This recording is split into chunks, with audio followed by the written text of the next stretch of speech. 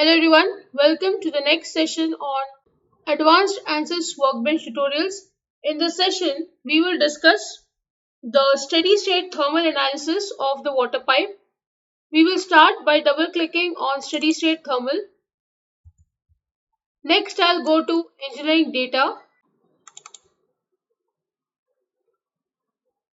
I'll be analyzing for the same four materials that I have done in static structure analysis. So I'll first choose stainless steel as one of the material. I'll bookmark here. Then I'll click on engineering data sources such that I come back to this screen and I'll add the second material, which is galvanized steel.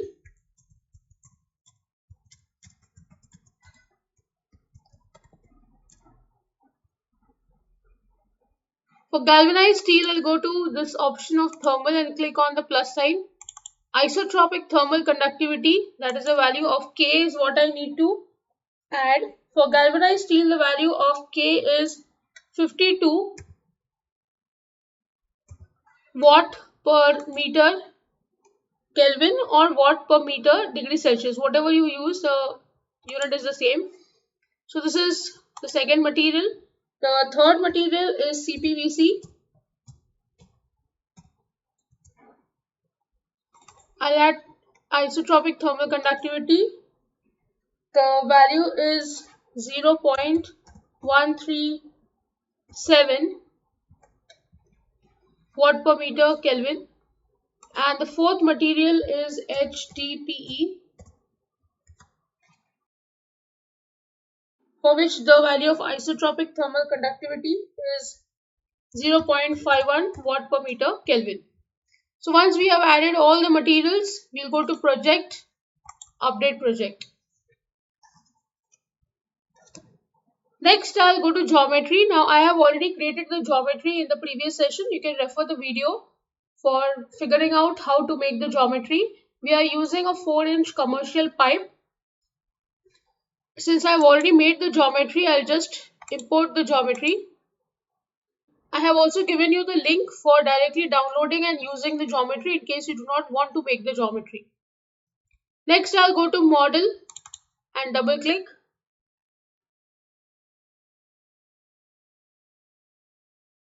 I'll go to geometry, solid. I'll change this material first to stainless steel. Next, I'll go to mesh and I'll just generate the mesh. I'm not changing the mesh size. Now I'll go to steady state thermal. I'll first insert the boundary condition of temperature. Say it is summer season, so the inner temperature is say 25 degrees Celsius and this outer temperature, so I'll just insert temperature here again, is say 38 or 40 degrees Celsius, or if it is more heat, which happens nowadays, so you can go up to 45 degrees Celsius. Also, I'll be adding convection factor over here. Since it is water which is passing through the pipe, so let me assume this has 100 watt per meter square degree Celsius at 25 degrees Celsius. You can change this also and you can get different results. If you want, you can add radiation factor. So if you change that, again you'll get a little bit of different results. I'm just giving these three boundary conditions and then I'll go to solution and right click, insert thermal temperature. I want to see for all bodies here. Also, I want to see the total heat flow over the body and I want to see the directional heat flux. Now this directional heat flux I want to see along the y-axis. As you can see, the heat will flow from outside to inside because it is hot outside and cold inside. So along y-axis, let me see. Okay, so I want to see along the x-axis. So let me write this as x. If you want, you can also give the directional heat flux along the y-axis and see what happens. Now I'll go to solution and solve.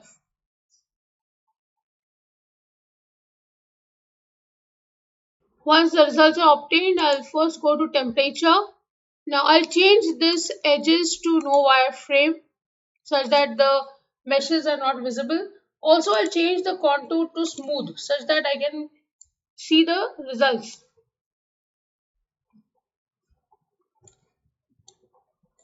So you can hold the pipe any which ways and you can see the result. So let me see it this way. So you can see the maximum temperature is 45 that we have given, minimum is 25 again we have given, and there is a variation of temperature over this surface. So you can just animate and see the results. Next is the total heat flux. You can see this value. It is 50570 watt per meter square over this entire body. This is the total heat flux. Again, you can animate and see the result. Directional heat flux, you can see here. The highest value is 50290 watt per meter square over this body. You can see the pattern of heat flow over this body. Now this was along the x-axis, the first result. You can see here the orientation is given as x-axis. Now I want to see along the y-axis. For this also you can see the result. This value is 50117 watt per meter square. Now we have got these results for stainless steel.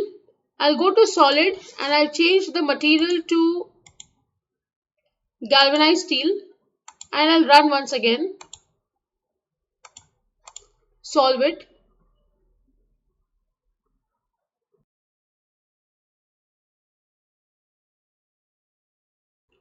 You can see the value of temperature. Again, there is variation of temperature and it varying from 25 to 45 degrees Celsius. Total heat flux. Now this value has changed. This value is 1.74 into 10 raised to 5 watt per meter square. That is the highest value. The minimum is 1.53 into 10 raised to 5 watt per meter square. If you want, you can animate and see the result.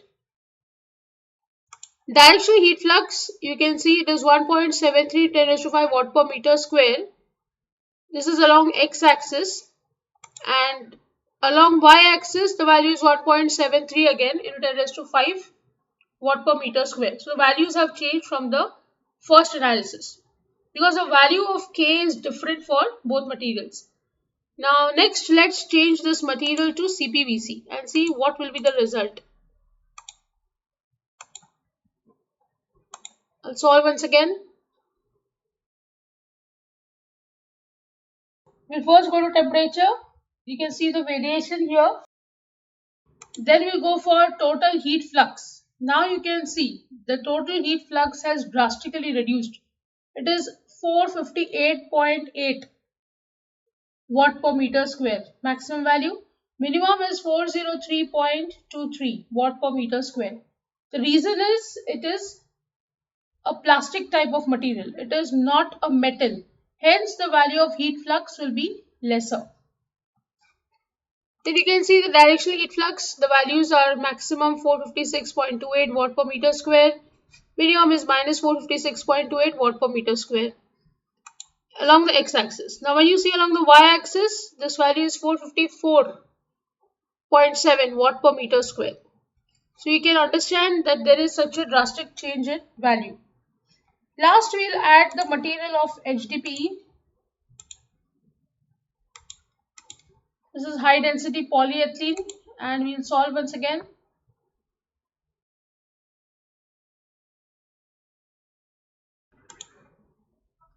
This is the heat variation. So this is the temperature over the body. You can see total heat flux is 1708 watt per meter square. This is a little more, which means the heat transfer capacity will be little more in case of HDPE as compared to CPVC.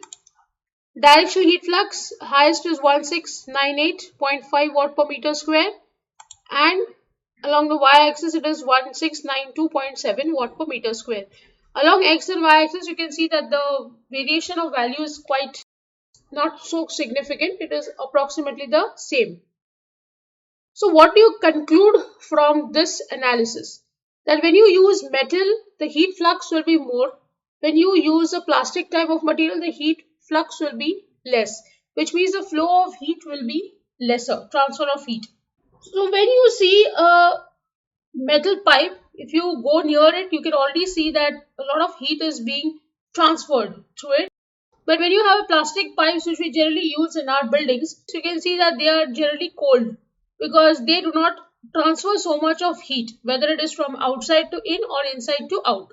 So accordingly, use of these pipes will depend on the application. You cannot interchange their use. For example, if you are using it for transfer of hot gases or hot liquid, then you should go for metal ones. Otherwise, the plastic ones will melt at that temperature.